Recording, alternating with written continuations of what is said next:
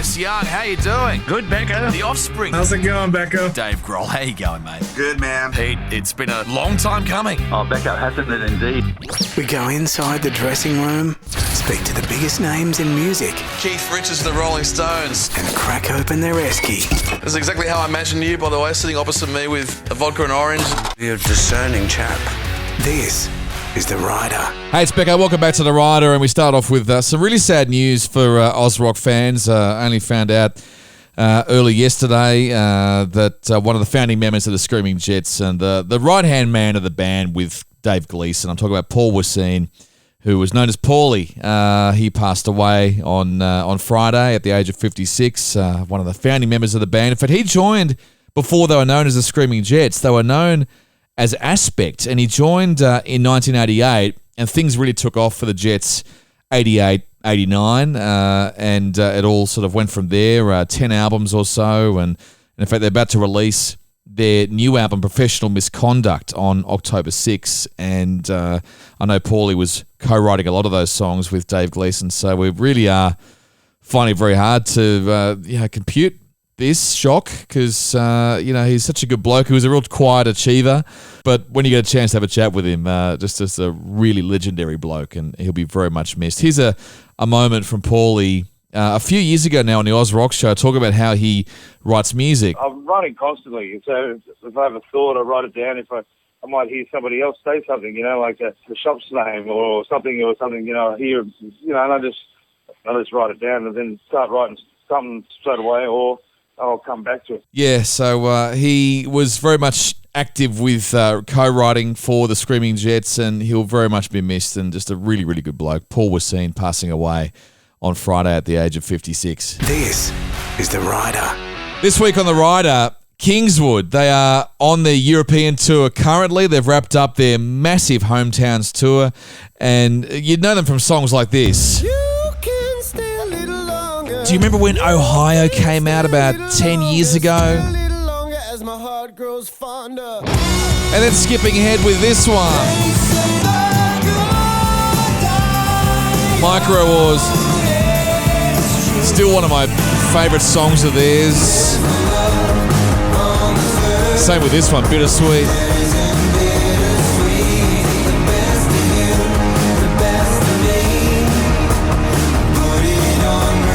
I want to keep playing it. I love this song. And saw them on their hometowns tour just a few months ago. They performed this track. Tell me why should I let you go? Face the season on my own. Tell me why should I let you go? Staring at the ceiling, burning holes. It's Burning Holes from Kingswood. I know we're expecting Al from Kingswood to jump in on the chat a bit later on, but via Zoom, we've got Fergus here. There he is. G'day, Fergus. How are you? There is the Green Man. How are you? I'm well. You in a garage? You're getting ready, are you? This is our little makeshift studio. How cool's this? I love it. There's the big K. Yeah. Bunch of gear in our secret location. A whole heap of gear. Yeah. Yeah. So we used to have this studio in like a house in Kew, and then we moved it to a place in Collingwood, and then we got broken into and everything got stolen. I was going to ask you about that because I remember the Collingwood one where you had some really expensive guitars that just went missing. There's still one missing. Oh, God. Yeah, then we moved everything into basically a storage unit in one of these big joints temporarily, and then slowly just turned it into a studio. And it's great. We got 24-hour access and we can make as much noise as we like, and it's worked out well. Looks perfect. This is where we muck around. So tell me about this tour you got coming out, about to hit Europe in just a few weeks. Is that right? So you must be sort of starting to get prepped for that. Yeah, we are. Hang on a second. I'm on a Zoom with the great man. Hey, how are you, man? There's Alex in the background. There's Al. You need to stop this. And yeah, so you're getting prepped. Yeah, absolutely. Yeah, we're getting prepped for the European tour. We're gone for almost 2 months. Similar time to when we went last year, so it'll be good to be back and we just did 6 months around Australia, and you'd think that we'd be sort of tired of touring, but we're absolutely not. We are raring to go. That last tour, the hometowns tour, like how many shows were on that? That was one of the most hectic tours I've ever seen in my life. I think it was the most hectic tour anyone's seen in any life. It was 103, I think, all up. From January to July, pretty much non-stop playing sort of 4 weekends, 4 shows a week. And all around Australia, playing really regional places. We travelled around in our tour bus, Peggy, that we lived on. And look, we just, it was a pretty special thing to be able to travel around Australia, seeing so many different towns and meeting so many amazing people and getting to play music all along the way. So it was a pretty sort of once in a lifetime amazing experience that we're all really grateful to be able to do. Oh, it's old school, and it's what all the great bands always did. I keep thinking about In Excess, but they were this band that Chris Murphy just worked them so damn hard, and he wanted to be playing every single night somewhere. And once they'd done all the metro, bars and clubs, hit the regional centres. And after the COVID years, we couldn't tour, so we were pretty itching to get out there, and everyone was sort of being a bit more conservative and playing, smaller venues and not as many shows, and just sort of doing the major cities. And so we were sort of getting pushed in that direction, and we were just like, no, we want to play. We want to, get out to really regional areas that haven't had a lot of music come through, that, maybe haven't had a lot of music come through since what you're talking about, when bands used to, go out and play. And Chisel and Akadaki, you hear about their touring schedules, and that era of touring around Australia was massive. And now people just kind of generally do, the East Coast and a few major cities. We all turned it on its head. We all decided to commit to 6 months on the road in our bus, and we had an absolute blast and got to see some amazing sights. So, it was kind of one of the main reasons was trying to revive touring again, especially regional touring, which we think is really important to bring back to Australia. Oh, it is. And these are the loyal fans who will always, listen to music. They'll buy the T-shirt and buy the record, and they're incredibly loyal, regional music fans. And in the city, and I know that the economics is there, and if you're a medium-sized band, I guess, you know what I mean. Like you can probably do an Enmore, and you can do a factory theatre, and you can do some other one, and you probably will make more than doing all the regional towns, but you get that loyalty that you get from doing what you did, 103 shows around the country. Yeah, and that was one of the most rewarding things was, you play in the city, people are, they go on to a gig, you know how it is, you just go see, 2 or 3 gigs a week if you want. When you're playing in Orange or, Queanbeyan. Exmouth, Queanbeyan. Yeah. It's a big deal for the town, and everyone gets around it, and it might be the biggest thing that happens that month. Or so we had so many amazing experiences. We'd play on a Sunday in a brewery, and it'd be rammed, and people are just just really grateful that you're there, because bands don't come through that part of the town or that part of the country. And we'd have these amazing nights, and we'd meet everyone, we'd hang out. It's not like we're the kind of band that, rolls in and plays the show and then ducks off, backstage or something. It's a very communal kind of experience. And we put on local bands that we'd find out along the way that would come and support us. So it was this little traveling family circus. It was great. Yeah, it's cool to see you guys hang out with, with your opening act. And the opening act always stuck around, obviously, for you guys too. And that was good to see, and I think you went on to Wollongong, and you were going to Newcastle for the final weekend of that pub that was closing down as well. Yeah, that's right, the Cambridge. Yeah, we played our own show on Saturday and then played the Sunday of the festival, and we were the last band on the Cambridge stage. We closed that stage out, and it was, it was pretty awesome, pretty emotional, because, it was one of those iconic venues that everyone's been through. I think we've done it maybe 10 times. I think another band, a British India, they've done it like 30 times or something like that. So, it's just one of the staples. So, it closed down, and they put on an amazing festival, had a great lineup. All the bands were they kind of got a wing of this hotel for the green rooms. It was next door. Great. And so afterwards, it was just kind of like a scene from Almost Famous, where you just put down the corridor of this whole floor of a hotel, and there was all the different bands in their own different rooms, and you're just bouncing from room to room, and it was a really good night. Yeah, it would have been amazing. I think I've been to a couple of festivals that they've done on. Is it the Oval, like across the road, kind of thing? Is that what am I thinking about? The right pub in Newcastle? It was in the Cambridge and out the back. Yeah. They kind of put a stage out the back there. So yeah. Yeah, it was wild. Newcastle's a good town. You know, they've got a lot of people that love music and, you know, really want to get around it. So whatever happens after this, I'm sure it'll maybe move on to something else, or there'll be a different venue. But there's plenty of places to play there. Yeah. Oh, look, Newcastle's a really, really important town. I mean, that's the one town that Cole Chisel always told. You know, go from Newcastle down to Wollongong and keep doing that stretch over and over and over again. And you'll have them locked in for life, and that's pretty much what happened for them. Yeah, true. You know, like we kind of rediscovered, you know, Wollongong, Bulli, you know, that kind of area that we'd always sort of played. But yeah, there is a real community on that stretch that feeds back into Sydney, and then Sydney feeds into the rest of the country. So they might have been onto something. Now, what's in your rider, by the way? Because does it differ for the European tour as it was for your hometowns tour? Yeah, it does differ. I mean, Europe's pretty good. Europe, they feed you and they cook your dinners, and it's a different environment over there. What happened on this tour a bunch was that when we first booked it, our festival rider got sent out, and all these like tiny, you know, a little brewery in some, you know, tiny town would get this rider that was just obnoxious.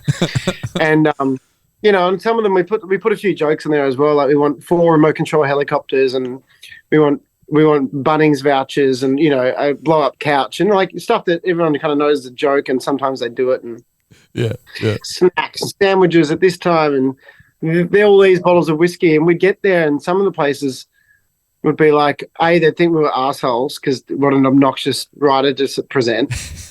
And then some of them would do it and like give us all this stuff, and we'd be like, oh my God, no, this was a mistake. You don't need to, please take this back. And they're like, we've got the sandwiches ready and all this, thinking we were big, you know, prima donnas or anything. But yeah, so we have to like start calling up venues and being like, no, we're happy with a bottle of Jamo and a couple of beers, and that'll do us.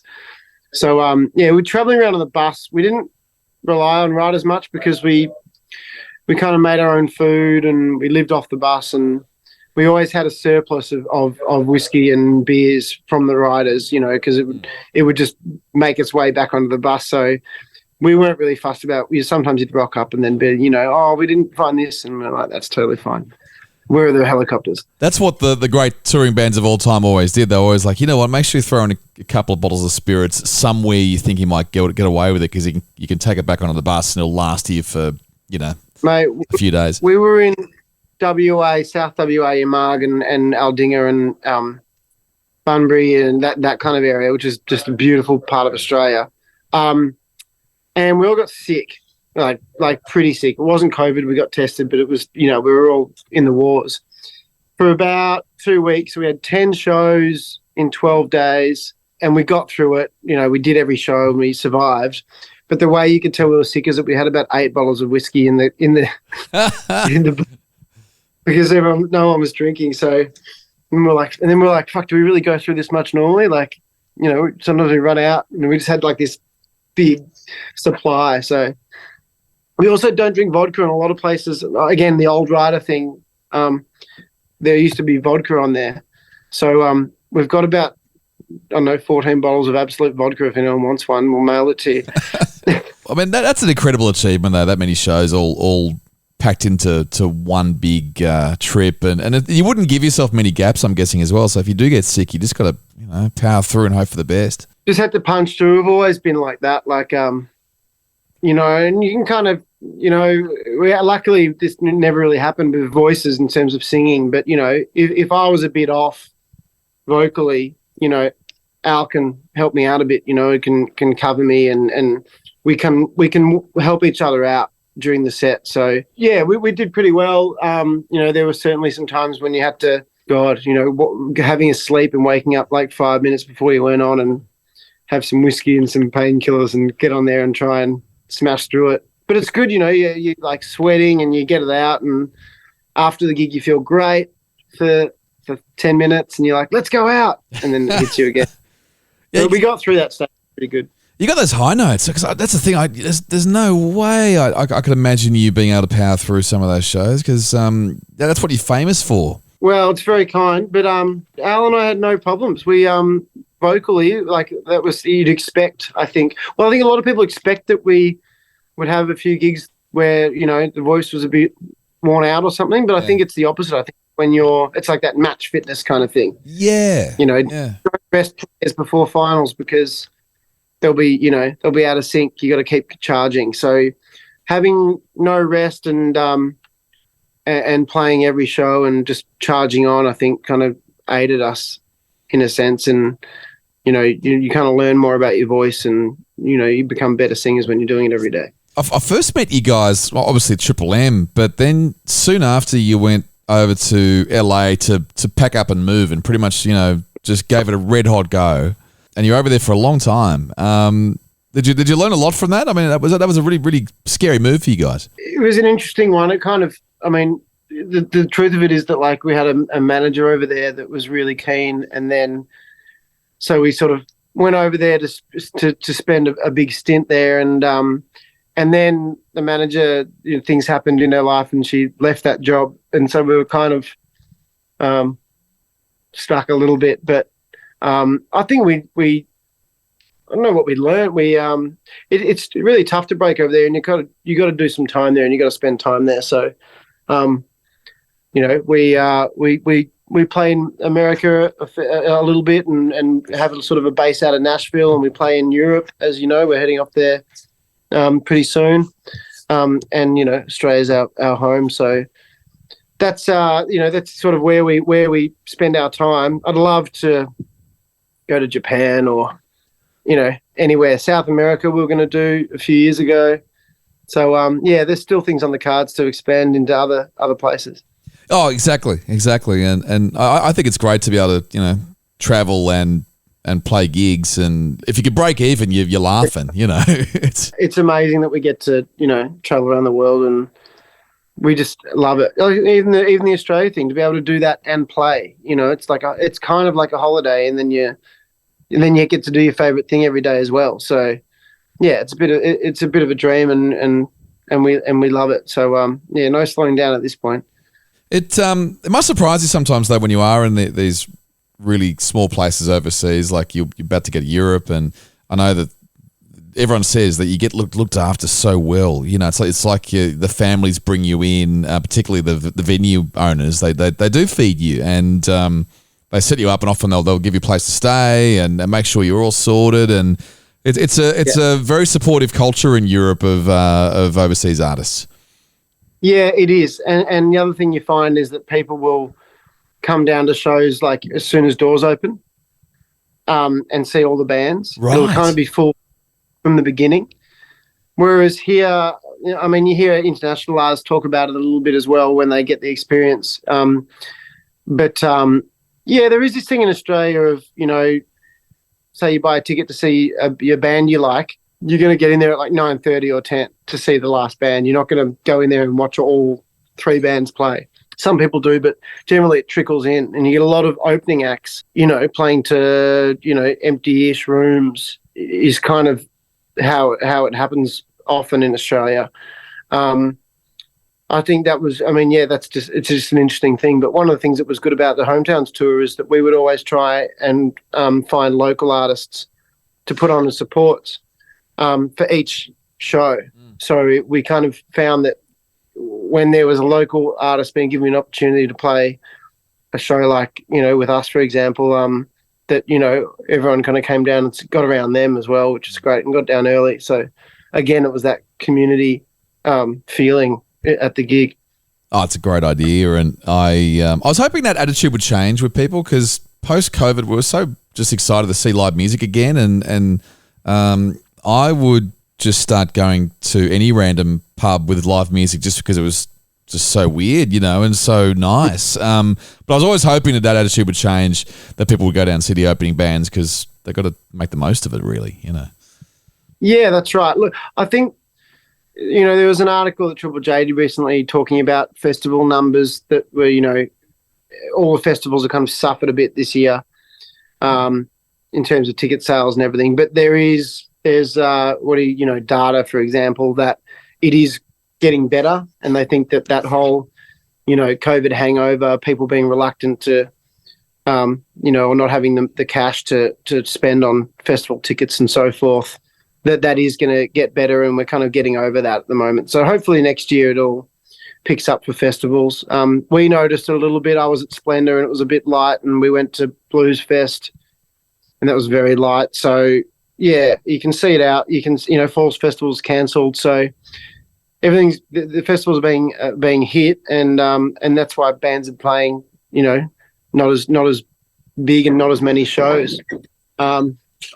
But we decided to do the opposite and play as many shows as possible. The days of the big festivals are kind of done for the moment. Like, it'll come back, but that was the best. Do you feel like you're getting pushed in certain directions? Because Triple J don't always support rock bands these days. They seem to be pop indie. There's still less rock bands. I think that's just a sign of, or reflective of, the kind of music people are making. So, the youth are less joining, making a band with some friends and playing their garage, and they're more getting together and doing sort of bedroom production and, that kind of thing. And that's just reflection on that. I don't necessarily think it's a bad thing, but that's just what happens. But there's plenty of good rock and roll bands out there, and I don't know. We don't really think too much outside of our little bubble. We just make the music we want to make, and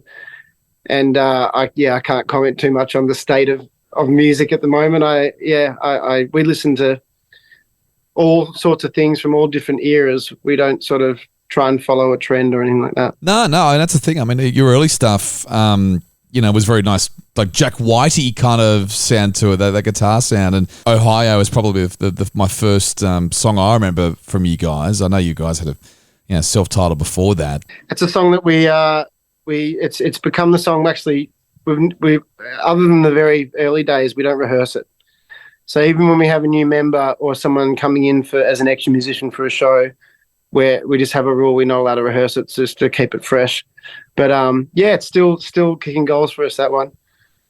Did you find, recording music in places like Nashville, that rubbed off on you? That sort of the artists who you mix with, the recording studios, the feel of the city? Yeah, everything influences your music. And some of it can be deliberate and some of it's very subconscious. But if you take yourself away from your daily life and put yourself in an environment, it's 100% going to have an effect on the music. We were in the hills of France in, was it Saint-Genis-l'Argentais, Al? Yeah.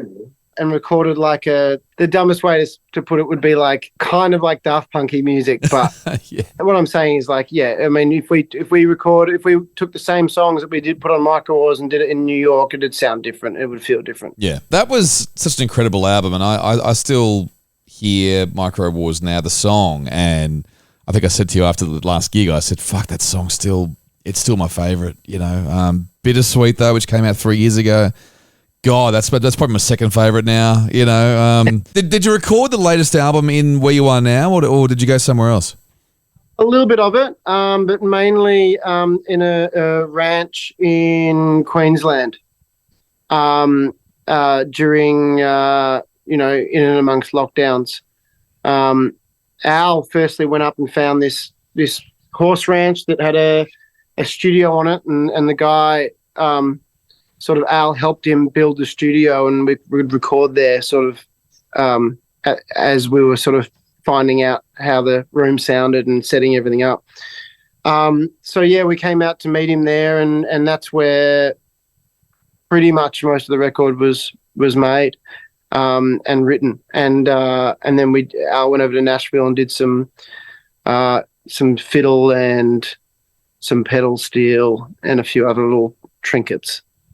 Nice. And that explains, obviously, the whole imagery of the home merch and the T-shirts with the horses.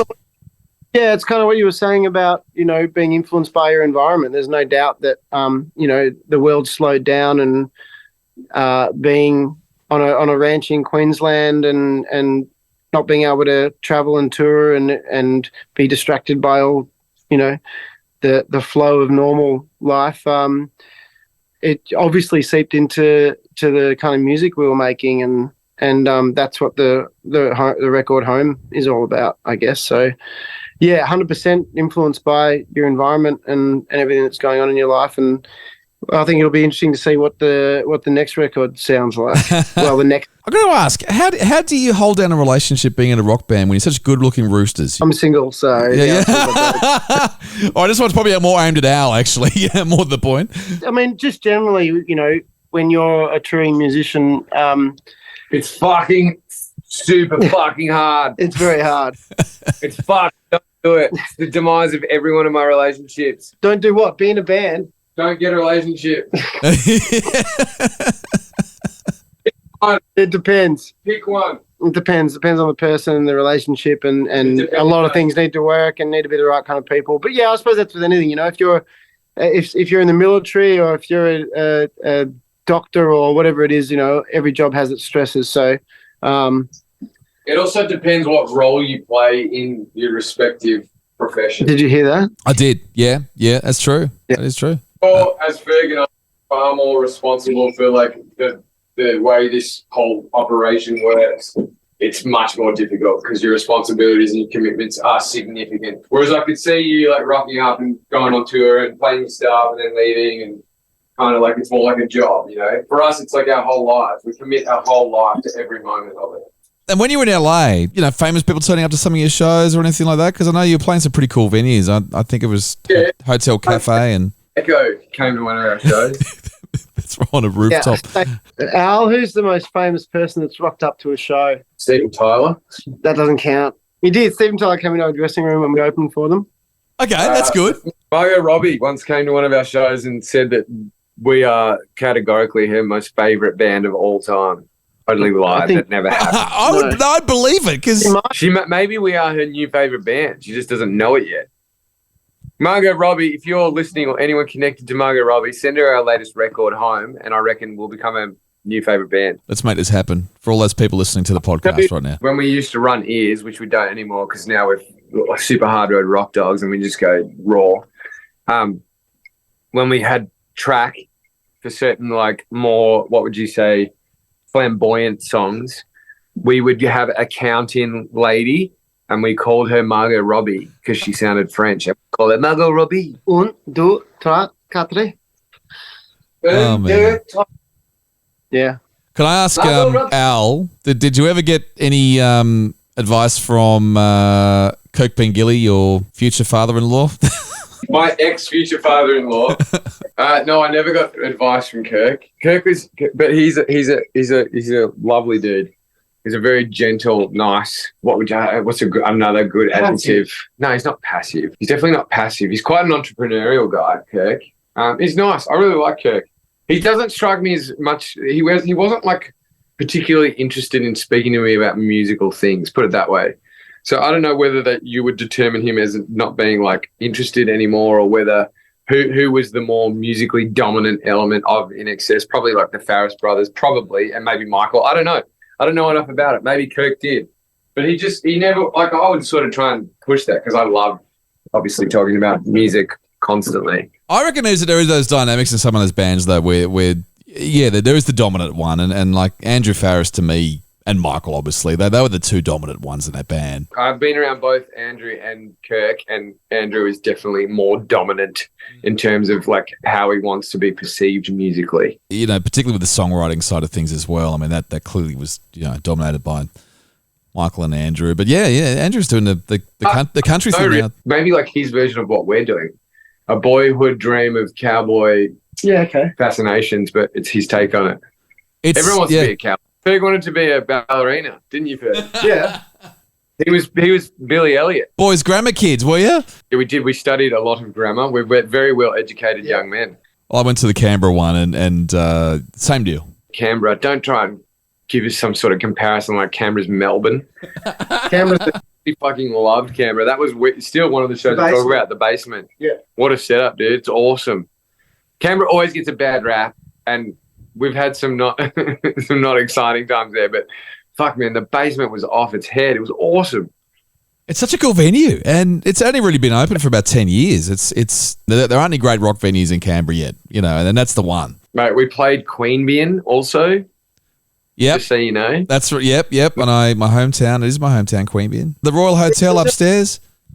Royal Hotel upstairs. I like that. It was a really everyone who worked the pub was beautiful, and the room itself. Nice dinner, nice green room. Yeah, nice green room at the back. A lot of horse racing paraphernalia. Are you happy to have that tour wrapped up now? Like, it must be nice to have a few weeks at home before you head off again. Mate, as soon as I got home, I went to Nashville. Did you? So I don't like being anywhere too long, to be honest. I don't like idle. I don't like feeling idle. I want to be productive, and went out there and felt musical. But not that I was idle here. I just had it was too much. Like, we went straight back into administrative stuff and planning and this, and like, oh, you guys have been away for 6 months. You've got to do this. I was like, I need to be musical, which makes me excited for like we're about to work on yet another record and plan next year's touring and be rejuvenated for all that stuff. That's like, we love touring more than anything. If that tour kept going and throughout the year, Ferg and I'd be like in. I don't know about the others, but we would be in. Oh, there's a lot of types who particularly musicians who hate, going home. It's kind of hard. It's the realization happens or whatever. They live for being on the road, and I totally get it. I think it's more something like it gets romanticized like that, but it's probably more something like musicians like being a musician every day because that's like what you've subscribed and developed your life to allow you for, right, as a job, and then. Because it's really hard to sustain as a profession, you have to have these gaps to cultivate more of your profession. Whereas any other job is you get to go every day. Yeah. And if you love your job, why wouldn't you get to go every day? And when you don't get to go every day, it makes you depressed because you love it. So it's just like, I want to do my job every day. Can we just do that? Music, it's really hard to do it every day to keep it sustainable. It's really hard. There's two parts of the job. There's touring and there's recording. Yeah. And there's a million parts, being like writing, recording, practicing, developing your craft. I mean, you could spend 8 hours a day just developing your technicality on your chosen instrument, and that would be a full-time job. Yeah. That's just one component. Well, it's been so good to hang out with both of you guys, and particularly with the big European tour coming up. And I appreciate having a good half hour with you tonight, and in your space, which looks incredible there. You've got somewhere to go to and stuff around and record things. I think that's awesome. Love having a creative space. It's so inspiring. It's like literally my haven, happy place. I look forward to seeing you at the back end of the year, I hope. Can't wait, dude. Thanks so much, Becko. Great to see you. Great to see you. You look great, by the way, whatever the lighting situation is. Got a great shine, like a nice glow. Fellas, you take care. It was great to catch up. Take care, Becko. There's Al and Fergus from Kingswood on the European tour, and of course the album Home is out now as well. Make sure you follow and click like on Instagram, the Rider Pod, and also make sure you follow us on Spotify as well, or Apple, or however you get your podcast, because it'll come up straight away when a new episode drops next week. Very excited. You know him from the Wiggles, but these days he's with the Soul Movers. Got a brand new album out, Murray Cook. Can't wait to chat with him next week. We'll catch you then. This is The Rider with Becko.